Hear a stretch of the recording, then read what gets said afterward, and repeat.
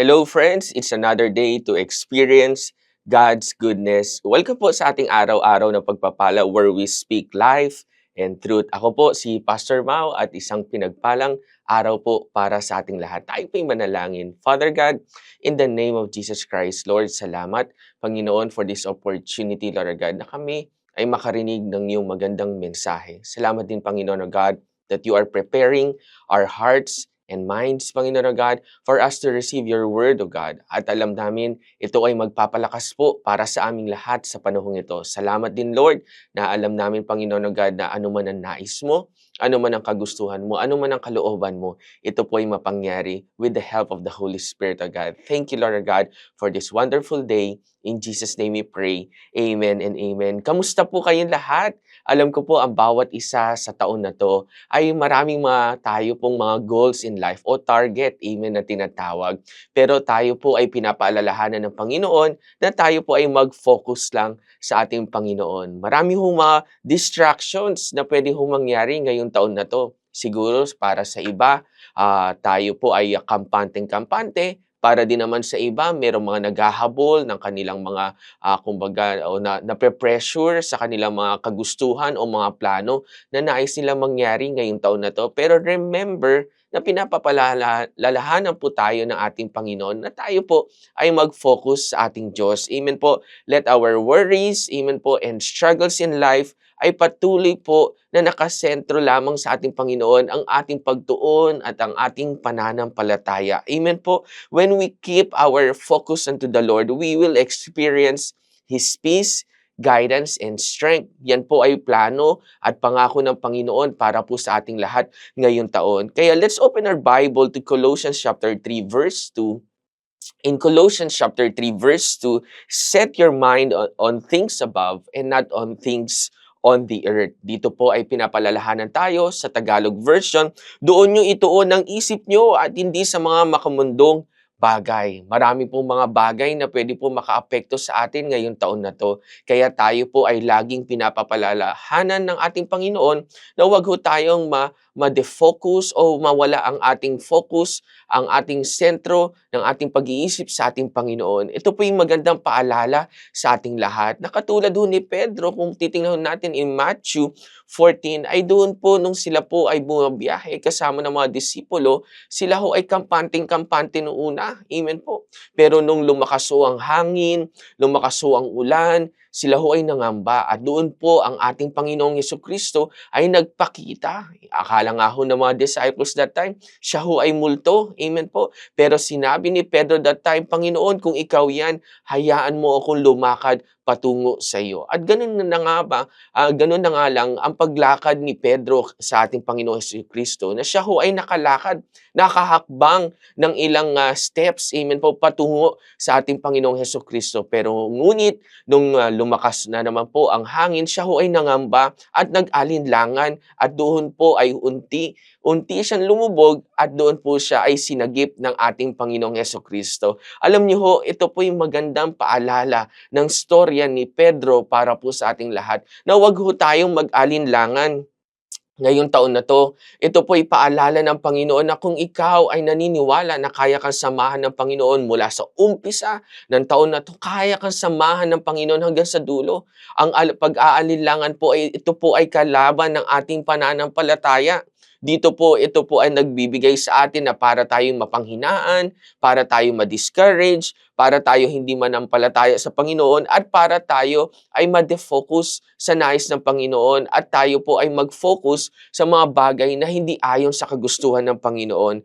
Katulad nga po ng sinabi ng Panginoon Diyos in Isaiah 26 verse 3, that you will keep him in perfect peace whose mind is stayed on you. So sino ho ang nakakaranas ng tunay na kapayapaan? Yung mga taong ang isipan ay nakafocus sa ating Panginoong Diyos. Kaya paalala po ng Panginoon, paano ba natin aayusin ang ating pag-iisip? Ngayon po, ito po ay paalala ng tatlong bagay na dapat ang isipan po natin ay laging inuuna ang ating Diyos. Makikita ho natin yan in Matthew chapter 6 verse 33, that seek ye first the kingdom of God and His righteousness, and all these things shall be added unto you. doon po ay pinapaalala sa atin ng Panginoon na ang isipan mo at isipan ko, doon po ay lagi inuuna ang ating Panginoon. Priority lagi ang ating Diyos. Kapag priority po natin ang ating Panginoon, lahat po ng bagay ay aayon sa atin. Lahat din ho ng pangangailangan din natin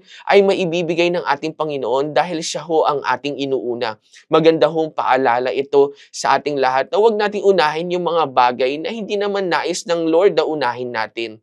Marami rin sa atin sa panahon na to, lalo na sa mga kabataan, ay nako-consume with so many things. Madali kang mag-breakdown, amen po, mentally, madali kang mag-breakdown emotionally, madali kang mag-breakdown even physically. Maraming mga rason na lagi natin gina-justify na hindi, pagod na ako sa buhay, amen, or kaya give up na ako, surrender na ako. Hindi ho.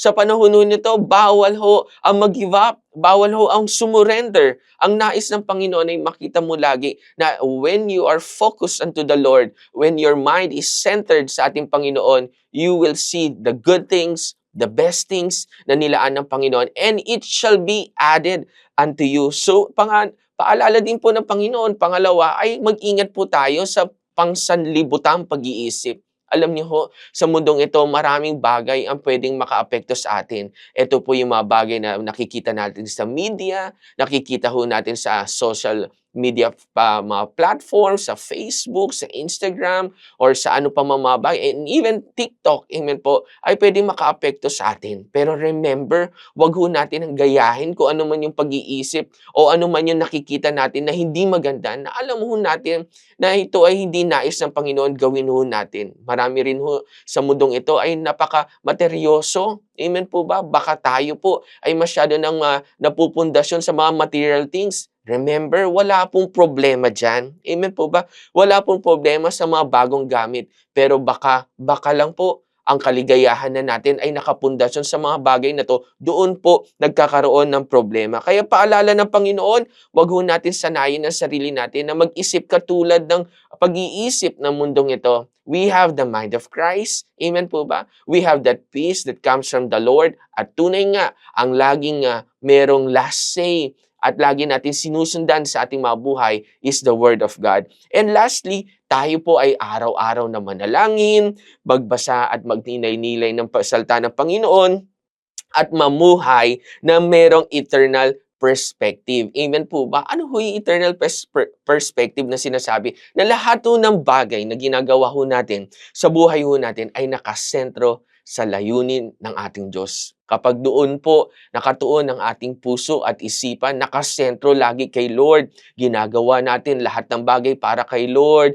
ginagawa natin mga bagay na nagbibigay luwalhati sa Panginoon, ginagawa natin ang kalooban ng Panginoon, ang utos ng Panginoon, hindi po tayo madede-focus o mawawalan ng focus sa ating mga buhay. Ito po ay magandang paalala sa ating lahat ngayong taon na to na focus ka lang kay Lord. Huwag mo hayaan na ang pangamba, pag-aalinlangan ay patuloy na manaig sa ating mga buhay. Tayo po ay mag-rise up bilang mga watchmen ng Panginoon sa taong ito dahil ang nais ng Lord, ikaw at ako, ay laging magtatagumpay. Ang buhay po natin sa ating Panginoon ay laging matagumpay at laging tagumpay at laging magtatagumpay. Yan po ay paalala ng Panginoon. Kaya ano man ang pinagdadaanan mo sa panahon na to, kasama mo ang ating Diyos. Ituon mo ang isipan mo sa ating Panginoon. Ituon mo ang isipan mo sa mga pangako ng Panginoon. Ituon mo ang mga bagay na gagawin ng Panginoon na sabi nga sa mundong ito ay imposible, pero sa ating Diyos ay walang imposible. So dyan pa lang alam natin, tayo ho ay panatag at tayo po ay merong kapayapaan sa ating mga buhay. So tayo po yung manalangin. Abang Diyos, salamat Panginoon o God sa opportunity na to na kami ay makarinig ng iyong mensahe. Salamat Lord na hindi mo kami pinapabayaan. Salamat din Panginoon o God na hindi mo, Lord God, hinahayaan na ang pag-aalinlangan ang manaig sa aming mga buhay. But Lord, this time o God, kami po ay naniniwala na ikaw ay kasama namin, Lord, hindi lang sa panahon na to, bagkus sa mga susunod pang mga panahon habang kami ay nagtitiwala sa inyo. Hayaan niyo, Lord God, na ang aming puso at isipan ay patuloy na nakasentro sa layunin mo at sa nais mo sa aming mga buhay. Panginoon, kung meron man mga tao dito na panghinaan, palakasin niyo po sila, Panginoon. Lord, kung meron man mga tao dito, Lord God, na Lord God, maraming mga pinagdadaanan, Panginoon, tulungan niyo po sila. Katulad ng sinabi mo, you will never leave us nor forsake us. Salamat, Panginoon, sa magandang opportunity na to na kami rin ay manalangin sa mga taong may karamdaman, sa mga taong merong problema sa pag-iisip, problema sa emosyon, problema sa kanilang finances. Lord, Ikaw ang aming kailangan, Ikaw ang aming solusyon, Ikaw ang aming sandigan. Hayaan niyo na makita namin lagi, Panginoon, na kapag kami ay nakasentro ng aming puso at isipan sa inyo, tunay nga ang tagumpay ay napasa amin at nasa amin na, Panginoon. Salamat, Panginoon, sa opportunity na to na kami ay mabless at kami ay makarinig ng iyong magandang mensahe. Sa pangalan ni Jesus, Amen and Amen. At dyan po nagwawakas ang ating araw na pagpapala. Pagpalain po kayo ng Panginoon. Bye-bye.